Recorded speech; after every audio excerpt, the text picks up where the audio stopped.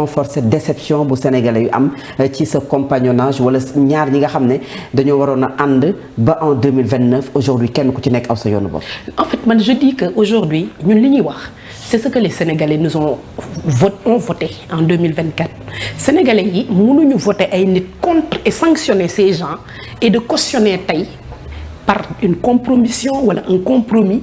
ñuy ñëwaat di toog à la même table pour discuter de choses yoo xam ne je suis désolée les Sénégalais ont déjà tranché ce débat-là gis nga man j'aurais été intéressée par ce dialogue su fekkoon le format par exemple dafa nekk ñu woo les agriculteurs parce que techniquement il y a des choses sur lesquelles le président veut directement dialoguer avec eux ñu wool ma le secteur yi nga xam ne c'est des secteurs économiques névralgiques mu jàkkaarloog ñoom pas des gens yoo xam ne dañuy nekk des intermédiaires mais des gens yoo xam ne directement ñoom ñoo impacté parce qu'il y a des problèmes économiques yoo xam ne xëy na ñoom ñu ngi koy dund nga woo des par exemple les secteurs yi nga xam ne tey boo leen woowee waxtaan ak ñoom dina am lu muy jur mais qu'est-ce qu'on voit on voit des politiques parce que c'est là-bas où moi je mets l'accent li nga xam ne tey man moom laa mënul cautionner mooy c'est en fait des dialogues qui ont plus l'air de rencontres politiques pour légitimer je ne sais pas qui et quoi derrière xam nga man li may wax dama ko assumer man dama assumer ni les vieilles recettes des vieilles personnes qui sont là depuis 30 ans ne peuvent pas produire des choses yu ñu xaar si ñun donc ce que je pense fondamental mooy en tout cas je parle au nom de li ma xam ci Ousmane Sonko gis ko nous ne pouvons pas dire une chose démb tey ñu ñëw di def le contraire nous ne pouvons pas jël ay nit xam ni ñii kat nekkuñu woon suñu ay on n'était pas ensemble lii ñu def ak lii ñu cité ko tey ñu ñëw toog alors que entre-temps il n'y a jamais eu benn séance de justice loo xam ne tey war naa mën a tax ñu mën a nekk kat ah on a dépassé telle étape Fatou Abdou on a quand même vécu 2021 jusqu'en 2024 mënoo am des faits comme ça yu am ci société nga ne léegi na ñëpp toog waxtaan ñu dem vers peut-être même je le dirais sans le mot ñu utiliser ko une réconciliation nationale alors que la justice n'a pas été faite on n'est pas aujourd'hui xamuñu exactement comment on a géré nos deniers publics jusqu'à l'heure où je te parle ni yow ni man on ne peut pas dire que voilà ce qui nous a amené ci situation bi nga xam ne moom la ñuy dund tey kon gis nga Fap Abdou man sama position elle est radicale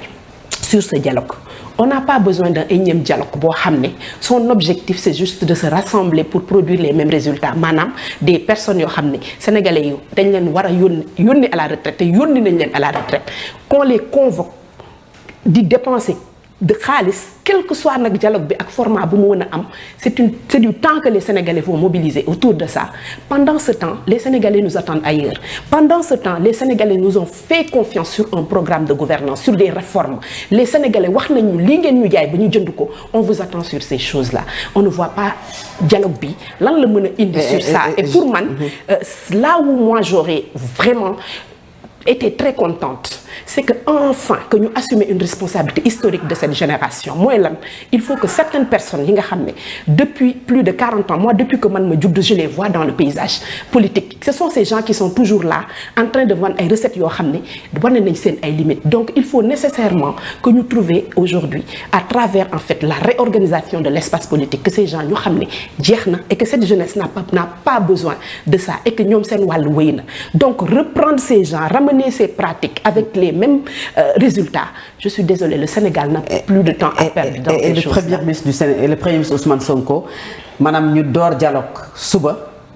24 heures après mu woote Assemblée nationale question d'actualité mais est-ce que loolu pour donner du crédit de l'importance au dialogue waru woon décaler li nga xam ne moom mooy dem Assemblée nationale parce que fee dialogue la fii tamit dialogue la avec certes les représentants du peuple. mais man je me pose la question à savoir la comparaison entre Ousmane Sonko qui part en fait à l'Assemblée nationale et le dialogue national pour moi cette comparaison d'abord n'a pas lieu d'être warul am benn lu tax. defe naa le président Ousmane Sonko le premier ministre sax laay wax depuis que mu ñëw moom il a fondamentalement changé li nga xam ne moom la Assemblée nationale ak l'exécutif di collaborer comment depuis qu'il est arrivé après déclaration de politique générale am chaque 3 mois li nga xam ne yoon moo ko mayee maanaam li Ousmane di def li président Ousmane Sonko di def en tant que premier ministre c'est la loi qui l'exige lan la loi exiger loi dafa ne dañu war a am un gouvernement qui doit rendre compte et une assemblée nationale boo xam ne dafay contrôler l'action du gouvernement et que au mieux chaque 3 mois war na ñëw te boobu ba léegi mu ngi koy def ça n'a jamais posé de problème. mais xam nga décalé d'une semaine loolu yàqul dara ci respecter li nga xamante ne moom mooy ñetti weer yi. mais je pense que aujourd'hui aussi le faire maintenant ça ne change pas grand chose. Pourquoi? Parce que les thématiques ne sont même pas les mêmes soo xoolee tey li nga xam ne moom lañ war a waxtaanee boo xoolee les ministères sectoriels yiy dem. Il y a le ministère du Transport, il y a le ministère de l'Intérieur, de l'Agriculture, entre autres ce qui va se passer si tabaski bi ak xar yeeg ñoomin seen. Il y a énormément de questions d'actualité yoo xam ne tey bu ñu waxee transport c'est quand même un grand événement buy am muy la tabaski. Les gens vont se déplacer. Su ñu waxee le ministère de l'Intérieur tey avec tout ce qui se passe tey Mali ak les questions sécuritaires yi nga xam ne Sénégal war na ci prononcé wu. Agriculture wax naa ko tout ce qui touche ndax xar yi dina mat ak yeneen mais c'est des questions d'actualité yoo xam ne fii ak une semaine 2 semaines je suis désolée on n'en parlera plus. mais justement donc pour man on en parlera fii ak une semaine 2 semaines moo tax ma ne est-ce que du embrouiller li nga xam ne mooy la communication du président de la République. Je ne pense pas qui quand même organise un dialogue d'une semaine. tout en sachant que ne kële bu génnee la mu wax soo moytuwul ci nit ñi ci loolu la ñuy nekk di wax pendant une semaine. En tout cas je ne pense pas pour ñaar ñoo xamante ne. je ne pense pas ñoo nekkandoo à la tête. Justement le président de la République a une semaine n'est-ce pas il parle pendant une semaine il fait son dialogue mais je pense que l'action même que le Premier ministre va avoir à l'Assemblée nationale mais ça se circonscrit même sur un jour voire même quelques heures donc on ne peut pas dire que le Premier ministre su waxee pendant vraiment 3 heures de temps 4 heures de temps mën na obstruer toute une semaine boo xam ne c'est quand même le président de la République son excellence qui reçoit